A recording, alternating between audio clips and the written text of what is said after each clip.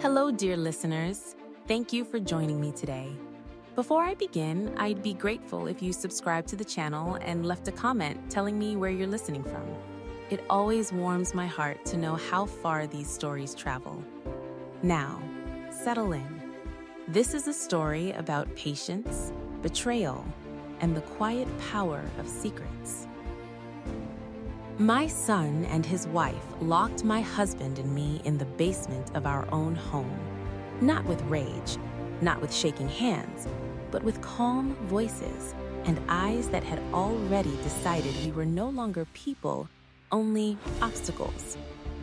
"This is ours now," my daughter-in-law said, her fingers tightening around the doorframe.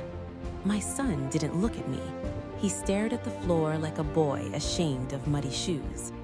Then the door shut. The sound of the lock clicking into place echoed through the concrete walls like a final verdict. The basement smelled the way forgotten places do: damp earth, old wood, and time. The single bulb overhead flickered, buzzing like it was struggling to stay awake. I reached for my husband's hand. His palm was steady, too steady. That's when he leaned close and whispered something that made my heart stop. "Hush," he said softly. "They don't know what lies behind that wall." This house knows how to breathe. I know the rhythm of its breath as well as my own. In the mornings, when the first rays of the Georgia sun break through the old pecan trees in the garden, the floorboards upstairs sigh. At night, the walls settle like tired bones. We built this house 42 years ago, brick by brick, paycheck by paycheck. Every scar in its structure tells a story. The loose stair that creaks 3 steps down, the kitchen window that whistles when storms roll in from the south. The basement wall my husband never let anyone touch. When our son was little, he used to press his ear to the floor and say, "Mama, the house is talking."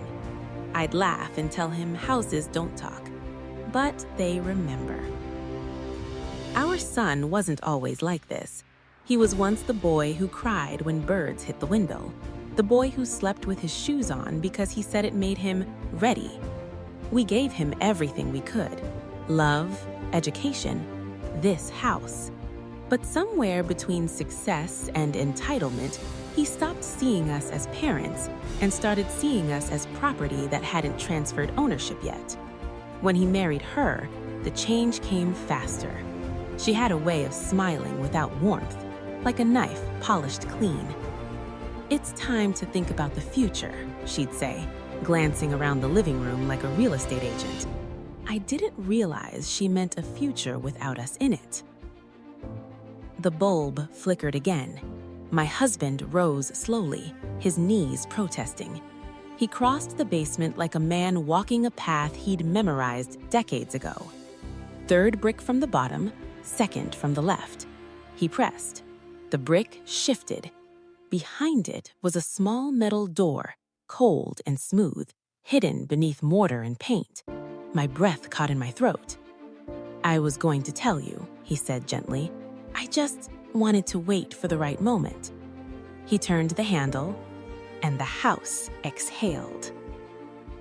39 years earlier, my husband had made a promise, not to me, not to the bank, but to the house itself, a promise born from fear. Back then, he was a contractor with a sharp mind and rough hands.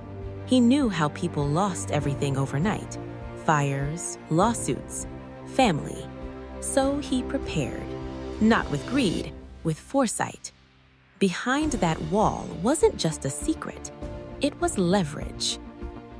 The hidden room and what it contains.